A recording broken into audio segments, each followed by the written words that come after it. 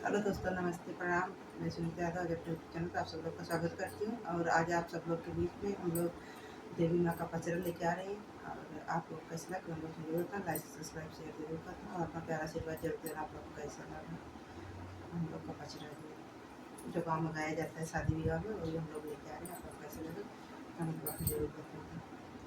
लंबे लंबे